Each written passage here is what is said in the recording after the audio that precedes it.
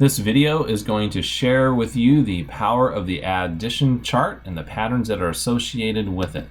So our first pattern we're going to look at is what we'll call the same pattern. The same pattern is that the numbers across the top or across the side are the same. Basically, we're adding 0. So everything in yellow is adding 0 or the same.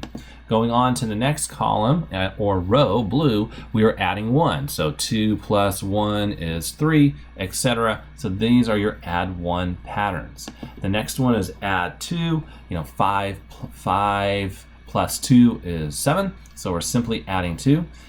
Doubles, going right down that diagonal. Kids, by and large, will know their doubles. There's some good teaching to get behind that.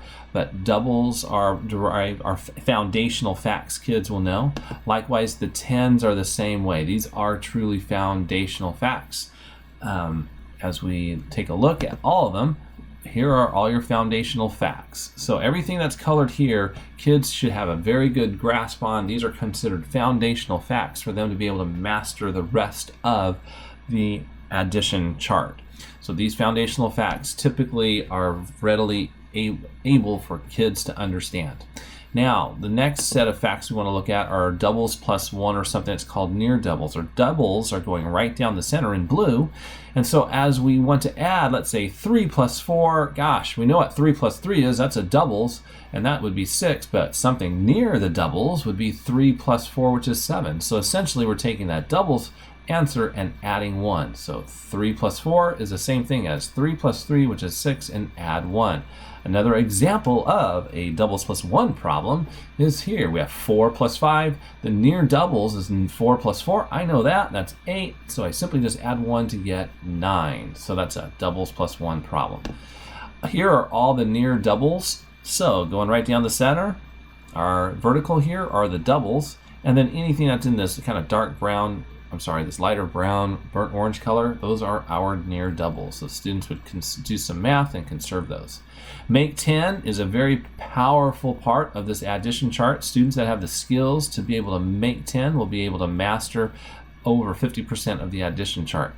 So when we look at making 10, we can see that we have 7 ones plus 5 ones. If we simply take these dots that were over here when we had this number of 5, and we simply move them to this frame, we are now making 10, hence this idea of making 10.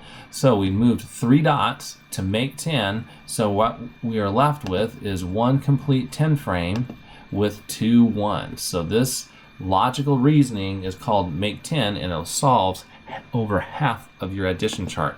Likewise, we can see this problem of 6 ones plus 7 ones. We're going to need to move 4 over here. We've highlighted those 4, and again, we'll go ahead and show it. Yep, we've already moved them. We now have a complete 10 frame with 3 ones. And so we removed 4 of these dots, moved it over to the 6 frame, and have now 1 10 and 3 ones. So if you remove 4, you have 3. Add 4 over there, you get 10. That's the type of reasoning the kids will need. Again, here's another example. By now, you're solid on how this works. Here's our 2 that we're going to move over here to fill out that frame. And so we're now left with 1 complete 10 frame and 4 ones. Where does this lead us to, folks? Well, here we go. Here are all the colors of what we'll call of most, if not all, of the foundational facts. We have the same, we have the plus 1, we have the plus 2, the make 10, and then we have some things that do come through the center right through there, the vertical line through the center. Those are our doubles. What's in green right here, because that was white, and it's like, how do you get the 7 and 9? Well, you got it. It's near doubles, because if we know what 6 is, that's a double. So 3 plus 4 is going to give us 7. Or if we know that 3 plus 3 is 6, add 1, you get 7. So here's our near doubles. And what's in red are truly the ones we need to memorize, the 8 and the 9. Or we could count up as well. 5 plus 3, you go, start with 5, count up 3, 6, 7, 8. You can get there, folks. But as far as the patterns in the chart are concerned, the 8 and 9 basically sit outside those patterns, so they'll either need to have those memorized or be able to count up. Here's one more chart with everything highlighted or has some sort of shading that represents some sort of way the students are either using the foundational facts or derived facts to be able to get those answers.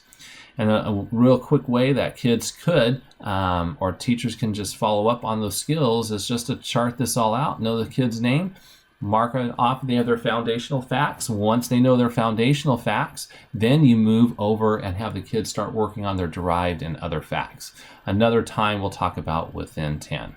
So with that, that's Yo-Yo Juice Sticks, and thank you so much for listening to today's video.